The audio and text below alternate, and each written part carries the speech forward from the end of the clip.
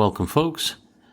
This is episode 1 of the Running Man Self-Regulation and Self-Development Project podcast. And I am your host, Armando Dominguez, Dr. Armando Dominguez, PhD in health psychology. I'm also a licensed professional counselor clinician. But what this podcast is going to be focusing on is generally self-regulation skills, things that just now are coming in vogue in the psychological field. But these are things that have been around for a long time, and I do sincerely believe that they're effective, but they do not necessarily belong, in my opinion and in my bestest of all estimations, yes, that is bad English, in just strictly a clinical setting. These are things that we should be, in my opinion, teaching our kiddos. Start teaching adults that have trouble regulating themselves in stressful situations, anxious situations, things along the lines of anxiety and panic response, and also during stressful situations such as if we're in sports or in a stressful work environment or even a relationship wherever maybe there's contention and stress, being able to self-regulate helps improve not only rapport but also the outcome and minimizing the potential for getting into arguments or even worse, maybe even a degradation into physical acting out and violence. So the focus of this podcast is going to be in those elements that not only affect us whenever we're under great deals of stress, but also whenever we're at the extremes of that stress, fight, flight, and whenever we might feel like our environmental assumption of safety is not met, such that we become not only stressed but afraid, and we become much more reactive, and therefore giving our ability to choose in our environment moment to moment away to the person or persons or the environment or those stimulus that would be maybe a predator, and that could be an animal or a human being, whatever the situation is, giving them the opportunity to choose for us what direction we're going to go, and therefore steering us in a direction maybe we didn't want in the first place. So this is a really broad statement I'm making. It's also a very strong one, but it's one that this podcast over time, in the future, we're going to be releasing several episodes focusing on very specific aspects of the hypervigilant response, what happens to us, how our thinking tends to reflect our state of being. We'll be discussing not only the psychological thought process, but also the neurological responses that occur under stress. We'll also be covering, well, what's it look like? What's it sound like whenever I'm experiencing stress? And what can I do to stop that? The whole point of this podcast isn't to talk about things and point fingers and discuss, well, these symptoms and that symptom, but rather to determine how can I be self-aware? How can I become self-regulatory? I don't like to use the term control because it sounds not only absolute, but almost offensive when we tell somebody to control themselves, for instance, versus learning how to develop self-control. And that is really the point of this podcast, in recognizing many years as a clinician, but also as a martial artist that I was way before I ever became a clinician, that being able to understand the state of being that one was experiencing when one is under duress, that makes the biggest difference in how well one is going to weather and respond, and also what the outcome is going to be, whether it's successful or not. Did I protect myself? Did I get beat? This sort of thing in the martial sense. And that's really not so different from whenever we're in a domestic setting, when we're talking with our children, when we discuss things with a loved one or a friend, and things might get heated. And we tend to mirror or even seem to be following what it is that the immediate suggestion is in the environment, that it's tense, it's angry, so therefore I have to reflect that. We become like those that are around us. And that is a very socialized scheme, but it's also one that unravels very quickly. And it tends to precede our best reasoning simply because our best reasoning goes offline temporarily. And that is a result of blood flow going away from the front part of our brain.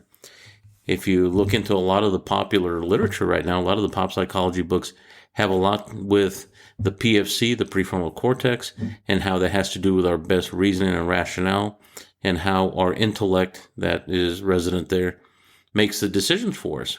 And we have what we would call fast thinking, slow thinking.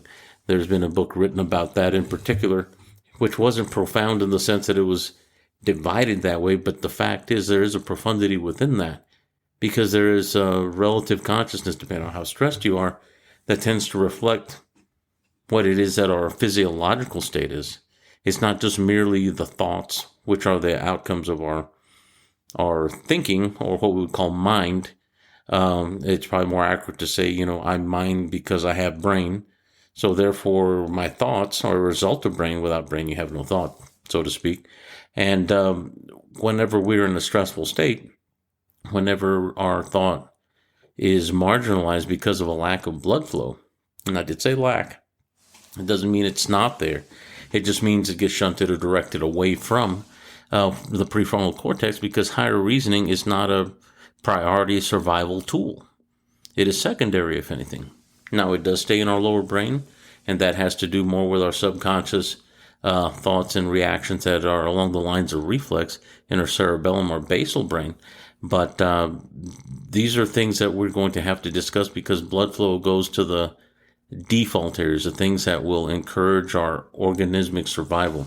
Meaning, if my body feels unsafe, it's probably better that I be able to be really strong and really fast versus really intellectually superior, because I can still get eaten. It doesn't matter how smart I am, especially if I'm not really fast or able to fight or defend myself against some sort of physical threat or predation or danger. So keeping these things in mind, this may sound like a lot of jargon. We're going to break it down very simple. And what is really cool about what we will be talking about is that you have to just be able to understand that and know how it occurs within you. You don't have to remember what the terminology is. You don't remember what structure you need to fire so you can run when you have to run. So along those lines, in the spirit of that, it's going to be very simple. And these are things that you'll be able to not only use yourself, but also be able to share with your kiddos and be able to do maybe some fun exercises and learning how to use these tools. Because over time, once they become yours, you realize that they were yours the whole time anyway. This is part of our genetic inheritance.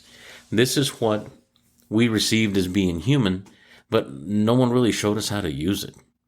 There are a lot of books out there that teach you how to manage anxiety, how to bust anger, and these tools do apply whenever we are physically angry, by the way, not just anxious, but also if we have depression or episodes wherever I'm getting moody or irritable. We have to recognize that those aren't thought processes, even though there's thought involved with that, but rather they're physiological states where our body is experiencing stress at some level, in some way, that it's affecting our best thinking and our best ability to interact with folks, and may even cause that to break down. So once again, in the spirit of simplicity, these tools are going to be things that I'll be putting podcasts out. I'll be putting some videos out on YouTube that are semi-instructional. Some are old lectures I've done for some of my former college students during COVID that are really useful ideas just to contemplate, and to be able to apply these tools with that understanding helps us have a deeper understanding of how we interact with people and how people respond to stress, and how it's not just the people out there, but also the person that I'm pointing at with my own finger right now, that's me, and how it affects me. So that way we can improve our communications, we can improve our relationships. And that's not just at home, but with our loved ones, also with our coworkers. And we start to understand that things shouldn't be taken as personally as we take them sometimes, because often much of what we see is a very socialized response. Whenever somebody is acting shocked or sees something that is socially, in quotes, and I'm flexing my air quotes here, you can't see me since this is audio, when somebody is acting frightened, notice I said act, often one is responding in a way that is socially acceptable to somebody or something that's going on that we're supposed to deem as fearful, or fear-inducing more correctly, or scary. Now, there are real things that scare you, yes, but much of what we do is a contrivance. It's inauthentic. It's actually a response that we socially do to be more accepted by the group or the crew. So if we were still in a tribe setting many, many years ago when we were cave people, not that you are now, but if you are, hey, no offense, but if you aren't, just know that our forebears at some point, they were. And these are some things that aren't so different now than when we used to experience them back then as our simple forebears, living in the hunter-gatherer time, belonging to a tribe. And if they did not look like, respond like, or even maybe smell like or act like they did, then they might have been shunned. They may have been set aside. They may have been cast out because they don't look like me. They don't sound like me. Well, I don't know who you are. Why are you doing that? We don't do that.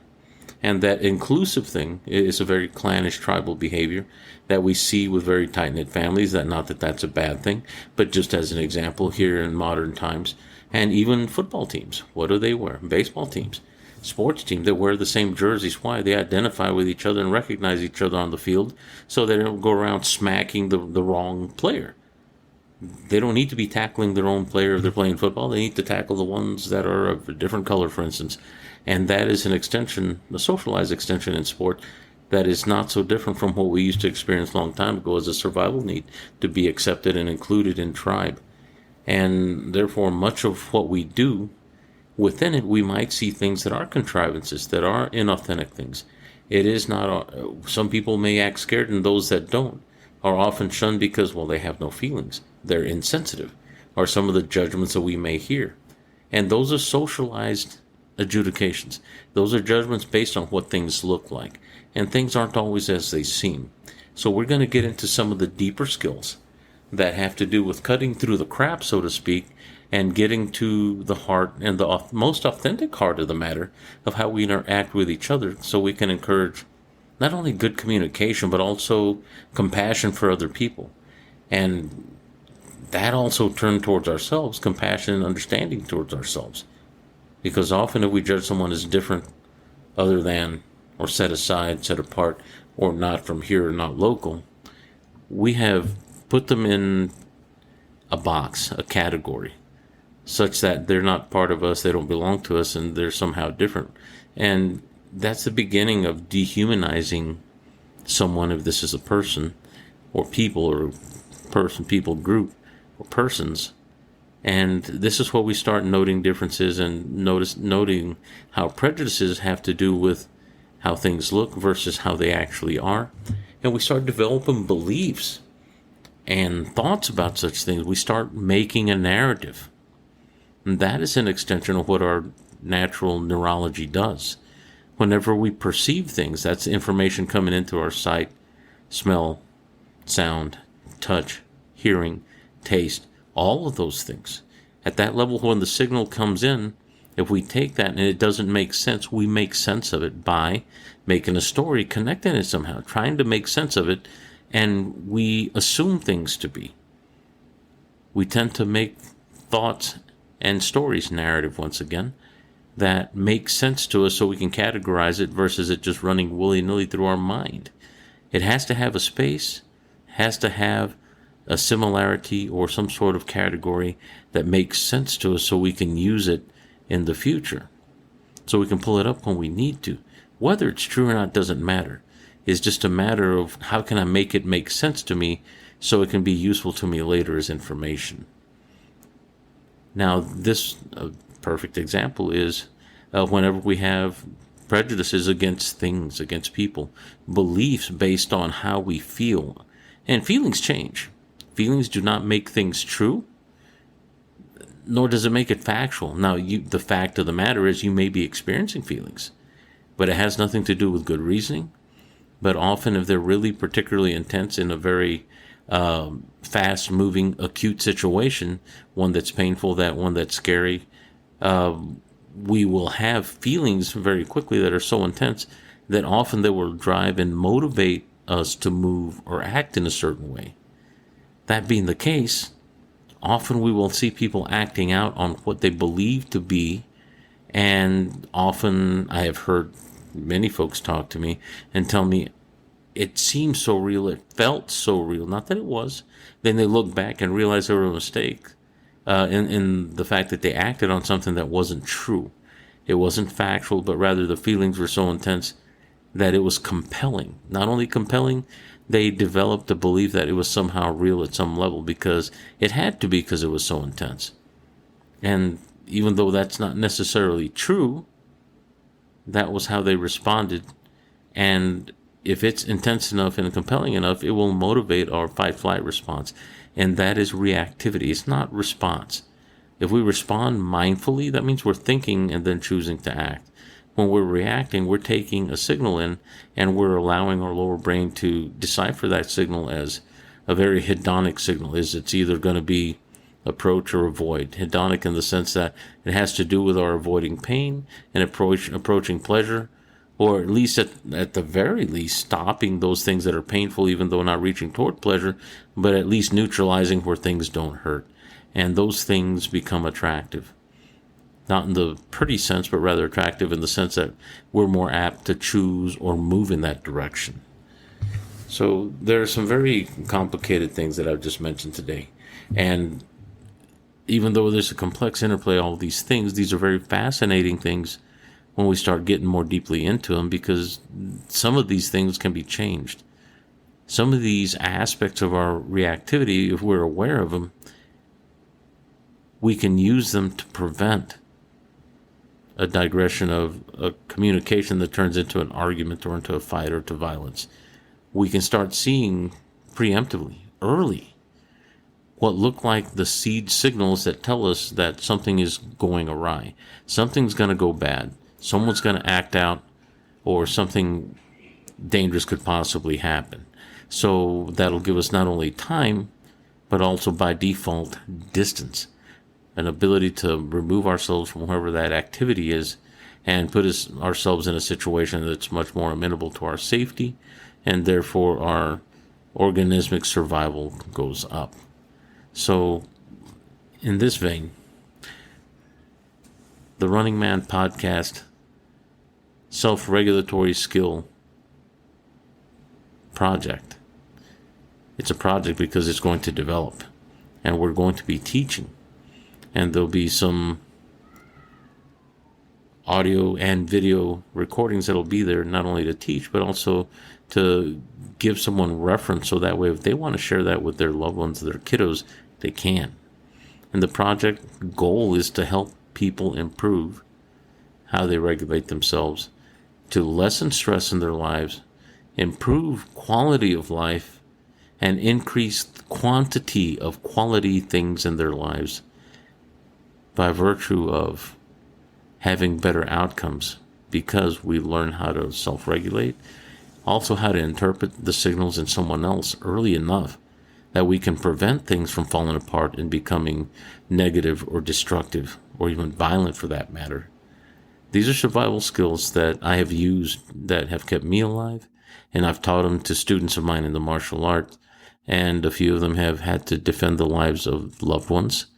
And that's no exaggeration, but also themselves against stick, knife, gun, this sort of thing. And they made it. These aren't guarantees, but those are extremities of circumstance. But they've also used them in regulating themselves whenever things were dangerous, whenever things required their calm versus their freaking out, or acting in a way that's over the top, or in the way that is the expected way people are supposed to respond, because this is a really scary or dangerous circumstance, and able to mindfully navigate what it is that's going on in the immediate environment. So just some base terms that we'll start with are environment. The term environment. We have an environment from the skin out. We'll call that our exogenous environment for my students and all of those that are familiar with that term, meaning outside of. And also, I'm going to be iterating these terms so that way if you have a kiddo, they start learning some of these fancy words that have to do with understanding outside, inside. Exogenous, having to do with outside of the body, so we have our exostress, or outside of our skin. Our environment outside of our skin is not separate from the environment that is endogenous, or within our body, that is from the skin in. The way the environment on the outside impacts our body by whatever stimulus may present, whether it be a predator, whether it be something that we see that's scary. It could be something fun. It doesn't always have to be dangerous. You might see somebody having fun jumping in the bouncy house at a party, and that could elevate your heart rate and change your breathing, and that is a stress, but it's a positive stress. We'll call that eustress. Eustress is a good stress, one that we many times will choose to get into, like maybe riding a mountain bike or going running just because we enjoy it, that sort of stuff. And then we have distress. Those are the negative stressors that cause us pain, fear, discomfort, this sort of thing. And the stress on the outside of our skin creates change within the inside of our skin, like the heart rate change, the breathing change, temperature change, and the ability to determine if there's been an increase in heat or cold suddenly that we have to go inside, especially if it's something that's a snap change that we have to be able to determine, is it safe outside, safe inside, this sort of thing. So these things happen in fractions of a moment, very, very quickly, automatically in our system. But important to note is that often whenever I have talked to people, and I've had many people that I've seen describe what their scary and terrorizing situations may have been at one point, things that were traumatizing or at the very least surprising that they didn't expect. Often they cite how unaware they were of how their body responded to stress. Part of it is because they were not practiced in that level of stress. Some may have been athletes, may have been in sport, and that is a stress that teaches you how to be more resilient. But whenever you have a situation that is potentially dangerous or harmful to you, we don't practice those things unless you're in martial arts. And even then, you can't practice for every contingency. When you speak to, for instance, first responders and law enforcement, they train for very, very dangerous circumstances, but even they will tell you that they can't account for every single possibility. All they can do is train themselves to have skills that become second nature. Not reflexive, which is automatic, that's first nature, but second nature, such that they can do something without thought necessarily, but it has been conditioned to become so natural for them that it comes out very quickly, very smoothly whenever it needs to, when stress is involved.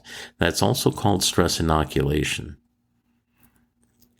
So we talked about how our stress response is, and also understanding what happens when we're under stress, and knowing that stress sometimes is a good thing. Sometimes it can be a very bad, negative thing, but stress on the body is what changes heart rate and breathing in particular. So these are some things that we will discuss more in depth further on in the future when I start releasing some other episodes on the podcast.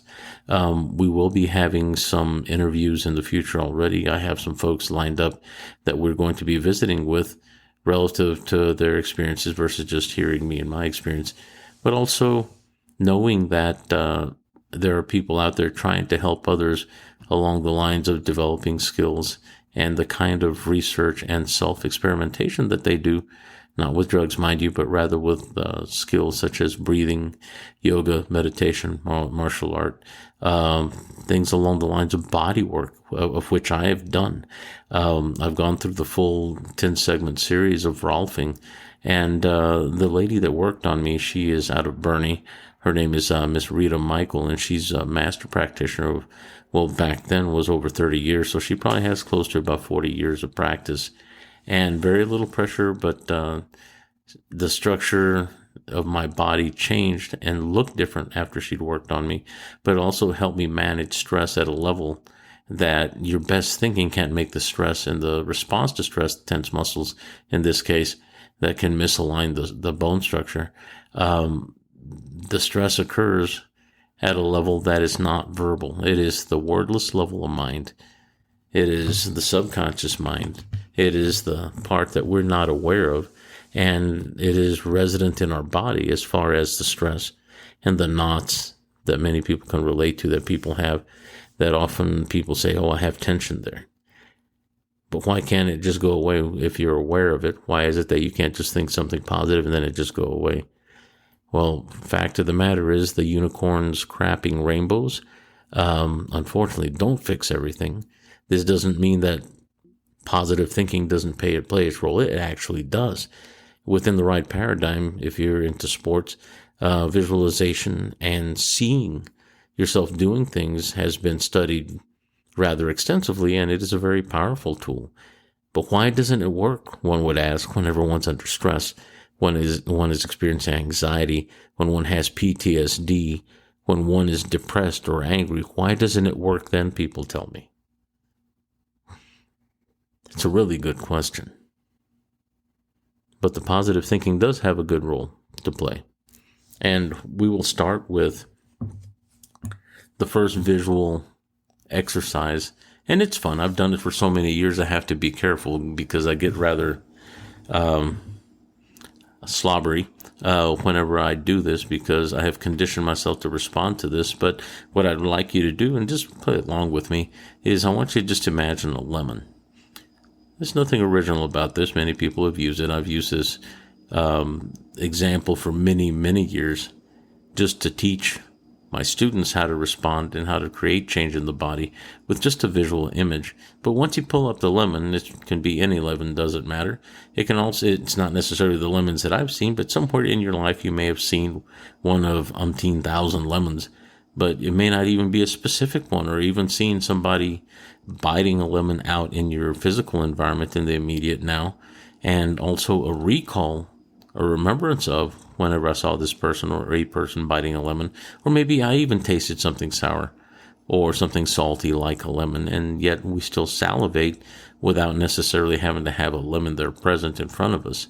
At that level of brain, our visual level of brain, our brain cannot differentiate whether or not it is seeing something outside of us, our external environment, versus just remembering it internally in our mind. And the term memory, remember, recall, imagine, imagination, daydream, these are all the same thing that causes the visual aspect of our brain to fire. And we're having a recall that it's not only of a lemon or something yellow or something citric, whatever it is, but it's at the level of brain that does not label like I just did right now. I just did a prefrontal cortex exercise and saying lemon, yellow, citrus, sour, this sort of thing that I'm categorizing, naming and labeling to make sense of what's in my world, or my thoughts of what's in my world. At the level of brain that we pull up that memory, the speed of which, whenever we have signal, we're talking about 150 to 300 milliseconds on that visual memory recall. That is incredibly fast. The part of my brain that was saying, oh, lemon, yellow, sour, citrus, oh, I remember, and I saw so-and-so eating that. That's the prefrontal cortical process. That's our reasoning. And that's something that's pretty fast. It comes on at 1.2 seconds. But it, in comparison to the visual brain that pulls the visual memory at the wordless level of mind and the lower brain structures, it's 400 times slower. 1.2 seconds is 400 times slower than the 150 to 300 millisecond range that the recall comes up. What our body starts to feel before it ever starts thinking at the higher prefrontal cortex level at 1.2 seconds, it's closer to wherever the signal is 150 to 300 milliseconds that we get the feels pop up. That's where we start having feelings. And these feelings are often what frightens us or motivates us to move or change if it's dangerous. The recall, but why is this important?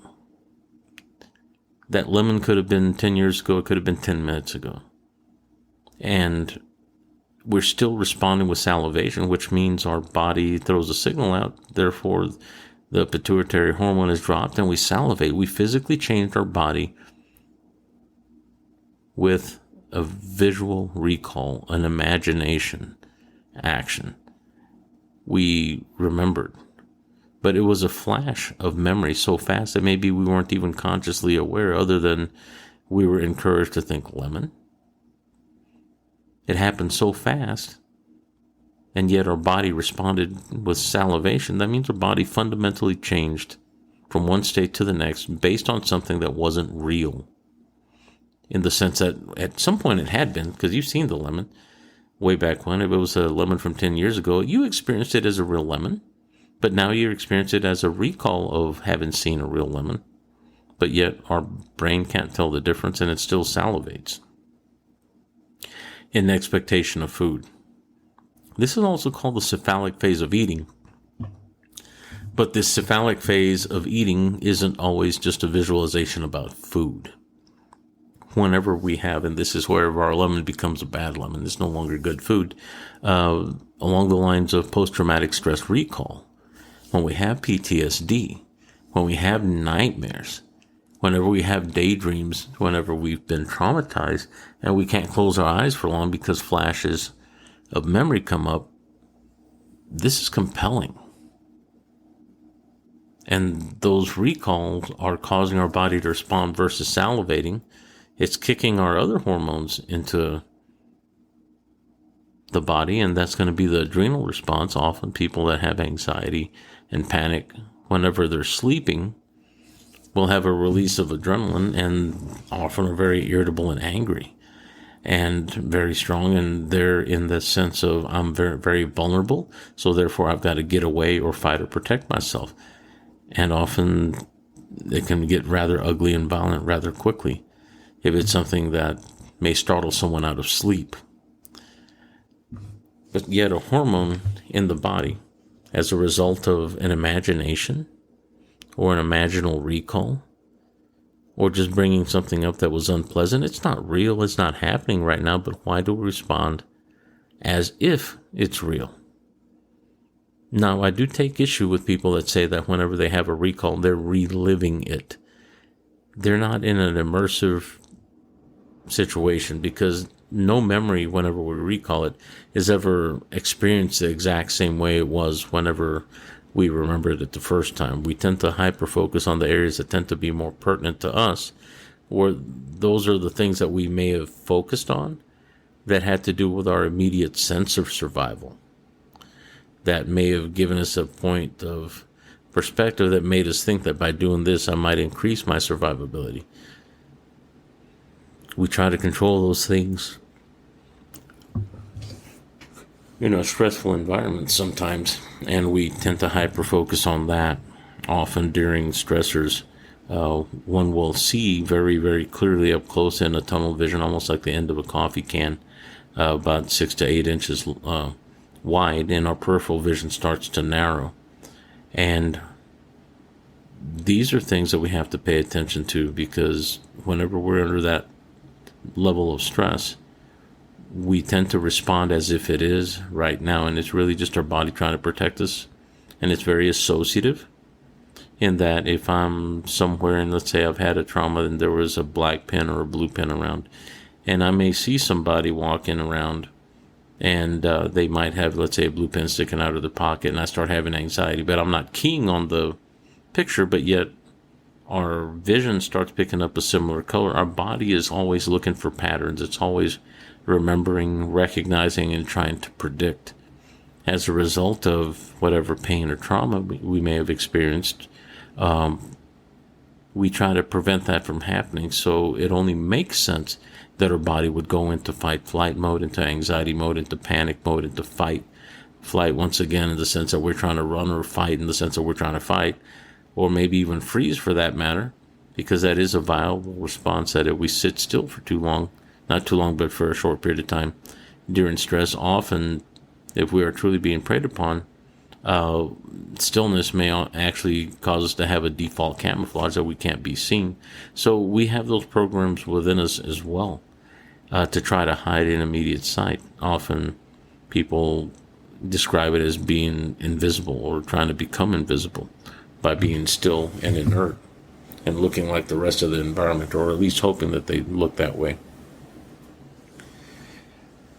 So by learning self-regulatory skills, whenever we have negative responses, we tend to be able to prevent those negative events from going too far or from becoming much too intense to wherever we may respond or react in a way that, if there's drug use, for instance, that we may start using drugs whenever we're trying to stay away from it. We may use that, and often the term, in quotes, is self-medication. What are we medicating self for? What are we experiencing that we have to take something to make us change how we're feeling? Taking a quick drink here, but the feelings that we have are often very intense when we're under stress, and we want to change them because they're unpleasant. And feelings come, feelings go, but if you've never learned to realize that feelings are temporary, assuming a situation is temporary and not chronic, they will go away at some point. But if we have a chronically stressful, dangerous, or irritating environment, then that stress level never goes down, and we condition to having high levels or high degrees of stress and anxiety and feelings of hopelessness, helplessness, and anger. And we may even be more apt to act out and strike out because we feel like we can't get away. And many times we start developing what science has determined to be a real phenomena called learned helplessness. We start believing that there's no way out. They're just going to hurt me, so may as well just lay here and let it be over. They did these studies with dogs, wherever the dogs would no longer leave the electrified cage, because they did it so often, they basically assume it'll be over soon enough. It was hurtful, it was painful, but they just laid there without hope, without any attempt at trying to leave the cage, even though there was definitely a point of departure or egress available to them. And we can become that too with a chronic enough level of stress. And if we understand this, that opens our minds to having compassion with ourselves, because chronicity of stress or chronic environments that are dangerous to us, they're real. Whenever you're reading books, you hear about these things. Not everything is about trauma. Sometimes it's just about feeling trapped or feeling obligated to a social paradigm. Well, you're a parent, you shouldn't act this way. You're a dad, you shouldn't go over here. You're a mom, you shouldn't be doing that. Well, those are some guidelines or rules about being dutiful when it's uncomfortable, and that sometimes happens. But what about the reality of the stress that is based on a history that may not be occurring now, but yet is still impacting me today? This isn't the reliving, but rather the conditioning to stress that complicates my immediate time, my immediate now. Those are important things that we really have to cover and learn how to mitigate that by developing some tools and skills that we can take with us. The idea is to have an improvement in quality of life, so we can have a greater quantity of quality things in our lives. Because often if we're responding in a way that's really negative, that's really stressed, we may be doing things that will be pushing people away from us, may be compromising situations that otherwise would be good for us or helpful to us, and we may lose any support that we might have of family, loved ones, or friends that otherwise would be there for us, and we might even feel extremely isolated because of that, because we feel not only misunderstood, but highly embarrassed, maybe really shameful, and we're judging ourselves harshly sometimes. Now, if someone does something wrong, I understand that, and there's definitely a need for adjudication and set apart, because some people just do not do well in society around other people. They tend to take advantage of it. It can become very easy for a predator to find prey or people to prey upon whenever people err on the side not only of caution, but having a very soft hand and being unwilling to take a stand and not trusting their intuitiveness whenever it comes to, I don't trust this person, or being afraid of offending somebody because the most current movement for political correctness has such a hold on you, especially at work. Our neurology and our biology, our physiology, does not lie. It tells us how it is, and it's not meant to be socially appropriate. What I'm going to say now is whenever a stress hits, and it's a matter of survivability, and here in West Texas we use the term shit and get. When it's time to go, even if it means eliminating whatever poo you've got, it makes you run faster because you're lighter. And that is something that we're wired to do whenever things get stressful. What is really important is to realize that whenever we experience such stress, we know that sometimes it's transient, it's going to come, it's going to go, and that's about it.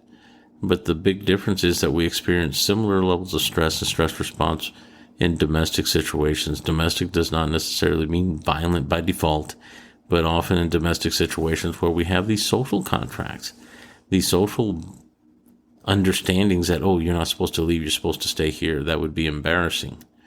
As if embarrassment has anything to do with your survivability, but it feels really uncomfortable whenever your heart rate goes up because you feel shame and guilt, and you have people looking at you and they're going to treat you different because of it. We have to remember the social aspect of the cave person.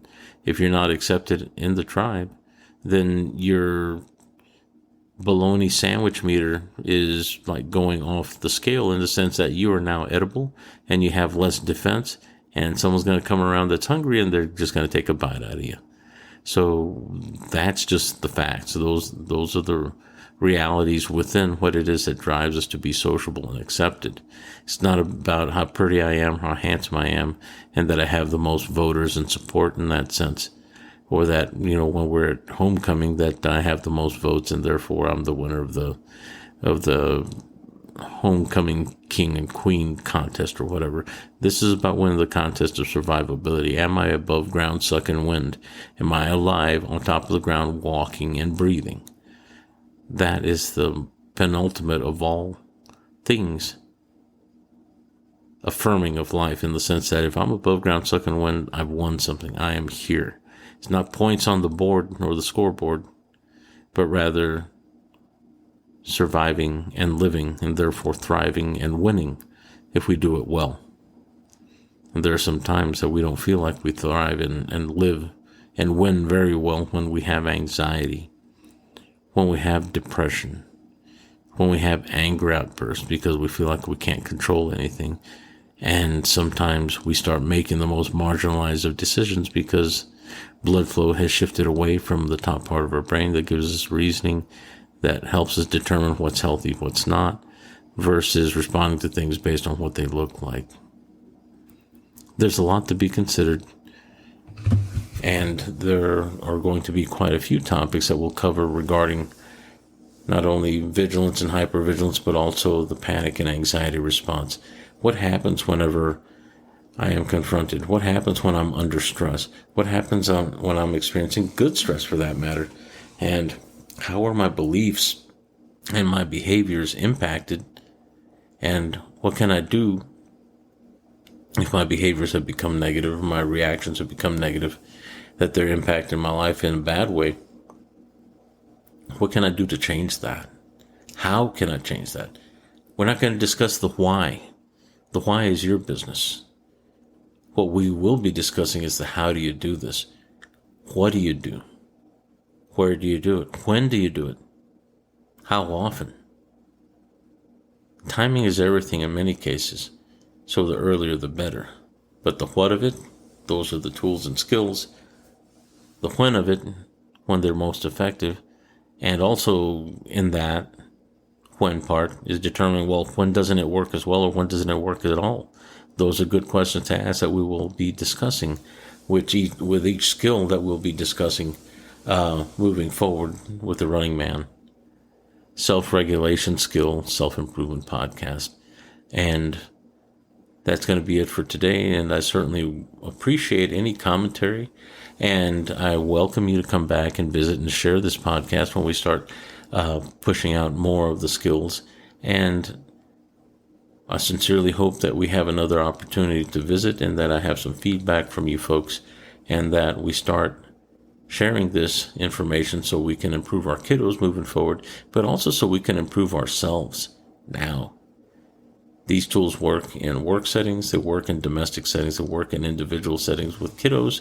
When you're adult to children, talking, playing, also kiddo to kiddo, you can encourage them to learn how to respond to each other more quickly. This also encourages compassion for other individuals and not playing or buying into the emotional load or the faces and the act, but rather tying into the individual and having compassion for the person and not getting irritated and having a judgment about or feelings about what somebody looks like or how they're manipulating, but instead recognizing the fact that they're hurting or something's frightening them. That's why they respond that way. From a perspective of understanding, I sincerely hope that you can use the tools and skills that we'll share, but also from that point of understanding, I would like to see you improve your life like these tools have improved mine, but I also would like to see us have further communication as to how well these tools work for you as well. You have a good night. It's been good talking to you. Once again, Running Man, Self-Regulation Skills, Self-Improvement Podcast, Episode 1. Good night. Thank you.